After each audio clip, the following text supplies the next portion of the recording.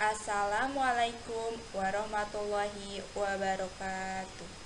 Kami dari kelompok 4 yang beranggotakan Ilham Ardiansyah dan saya Indira Novelia Nurinaya dan juga Intan Larasati. Di sini kami akan menjelaskan mengenai materi tentang geometri. Yang pertama, ada sudut antara garis dan bidang. Pada dasarnya, sudut dibentuk oleh dua buah sinar yang memiliki titik ujung yang sama. Besar sudut antara garis dan bidang sama dengan sudut antara garis tersebut dengan proyeksi garis tersebut pada bidang. Perhatikan gambar di bawah ini. Pada gambar di bawah, terdapat garis G yang menembus bidang PQRS. Sudut antara garis G dan bidang PQRS adalah sudut antara garis G dengan proyeksi garis G pada bidang PQRS. Proyeksi garis G pada bidang PQRS digambarkan sebagai berikut. Sudut yang dimaksud adalah sudut A. Kita lanjut ke contoh soal. Yang pertama, diketahui sebuah kubus ABCD EFGH. Besar sudut yang dibentuk oleh garis BG dan bidang BDHF adalah sudut antara garis dan bidang merupakan sudut yang dibentuk oleh perpotongan bidang dan garis tersebut, sehingga besar sudut yang dibentuk oleh garis BG dan bidang BDHF sama dengan besar sudut GBP seperti terlihat pada gambar di bawah. Untuk lebih jelasnya, bisa kita lihat gambar yang di sebelah kanan. Besar sudut BEG adalah 60 derajat karena termasuk segitiga sama sisi. Besar sudut GBP merupakan setengah dari sudut EGB, sehingga sudut GBP sama dengan setengah dikali sudut EGB, sama dengan setengah dikali 60 derajat, sehingga sudut EGP sama dengan 30 derajat. Jadi, besar sudut yang dibentuk oleh garis BG dengan garis BDHF adalah 30 derajat. Contoh soal berikutnya mengenai sudut antara garis dan bidang. Misalnya, ada kubus ABCDFGH memiliki rusuk 4 cm. Sudut antara garis AE dan bidang AFH adalah alfa. Maka, berapakah nilai sinus alfa? Nah, di sini kita lihat terlebih dahulu posisi garis dan bidang pada kubus. Di sini posisi bidang AFH diwakili oleh arsiran bidang yang berwarna biru muda, dan garis AE berwarna merah ini garisnya. Kemudian untuk mencari sudut antara garis AE dan bidang AFH ini, kita perlu memproyeksikan terlebih dahulu garis AE pada bidang. Nah, untuk mencari proyeksinya, kita lihat bahwa di sini titik A ternyata sudah berada pada bidang AFH, sehingga kita tinggal proyeksikan titik E pada bidang. Nah, ini hasil proyeksi titik E pada bidang AFH diwakili oleh titik P. Sehingga akhirnya terbentuklah segitiga baru, segitiga siku-siku AEP dengan siku-sikunya berada di E. Sudut antara garis AE dan bidang AFH ini bisa dilihat yaitu berada pada alfa. Lebih jelasnya seperti ini. Nah, di sini panjang AE ini adalah 4 cm karena dia merupakan rusuk daripada kubus ini. Kemudian EP adalah setengah daripada diagonal sisi EG, sehingga panjang sisinya yaitu 2/2. Karena diagonal sisi itu panjangnya adalah rusuk akar 2 cm atau 4/2, sehingga setengahnya yaitu 2/2 cm. Kemudian kita tinggal mencari panjang garis AP. Nah, garis AP ini bisa kita lihat adalah sisi miring daripada segitiga AEP. Sehingga berdasarkan teorema Pythagoras bisa kita lihat. Nah, di sini diperoleh untuk mencari AP sama dengan akar dari panjang sisi AE kuadrat ditambah panjang sisi EP kuadrat. Sama dengan akar dari AE adalah 4 kuadrat ditambah EP adalah 2/2 pangkat 2. Diperoleh sama dengan akar dari 16 tambah 8. sehingga panjang sisi AP adalah akar 24 cm. Nah, kemudian di sini yang ditanyakan pada soal adalah sinus alfa.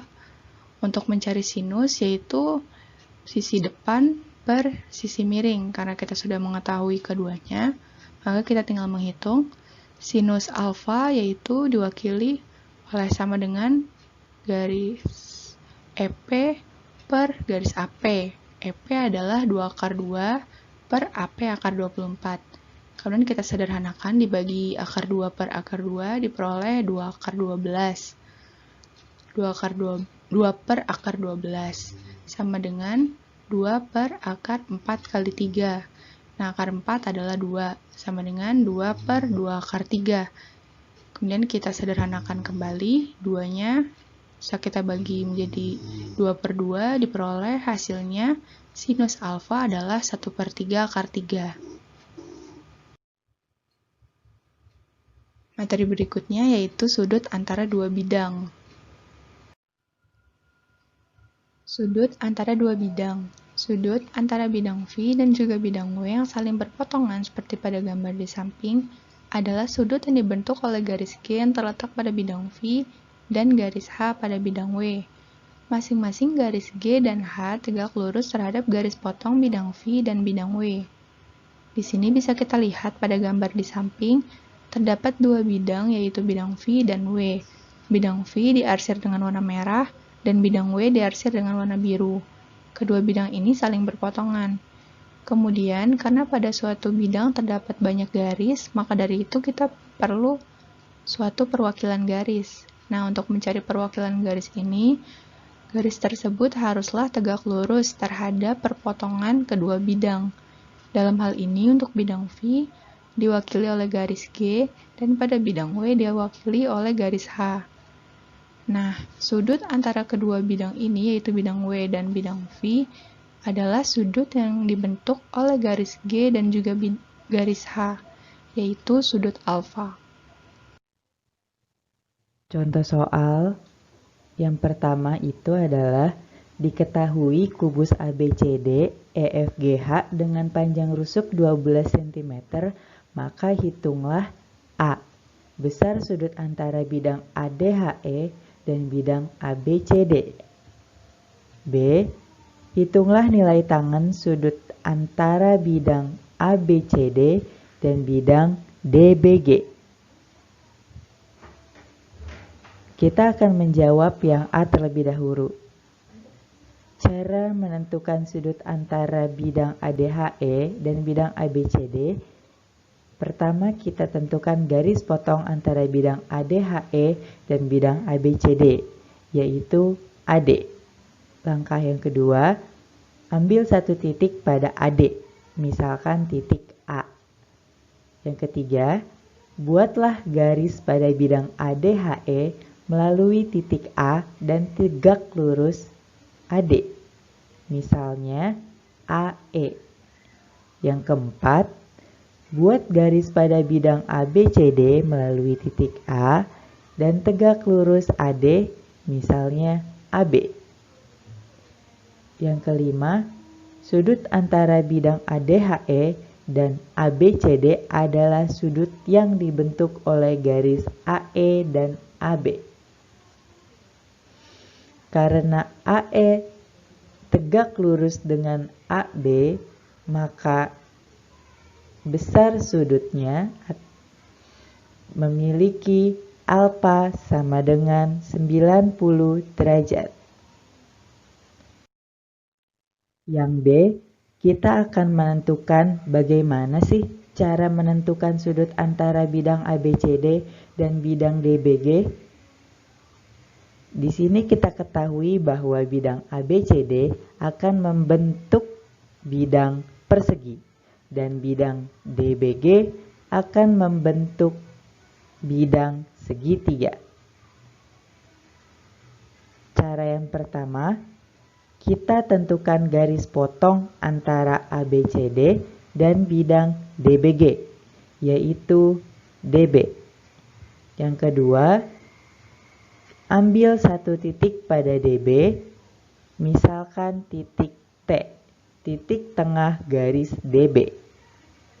Yang ketiga, buat garis pada bidang ABCD melalui titik T dan tegak lurus DB, yaitu garis TC. Yang keempat, buat garis pada bidang DBG melalui titik T dan tegak lurus DB, yaitu garis TG. Yang kelima, sudut antara bidang ABCD dan DBG adalah sudut yang dibentuk oleh garis TC dan garis TG, yaitu sudut GTC sama dengan alfa. Masuk ke dalam kalkulasinya. Apabila diketahui garis AC sama dengan 12 akar 2 atau bisa disebut diagonal sisi kubus, kemudian diketahui garis AT sama dengan garis TC yang bernilai 6 akar 2. Dalam segitiga TCG atau segitiga siku-siku di C, kita akan mengkalkulasikan nilai tan alfa. Diketahui bahwa rumus tan alfa adalah TG per TC. Tan alfa sama dengan 12 akar 2 dibagi 6 akar 2.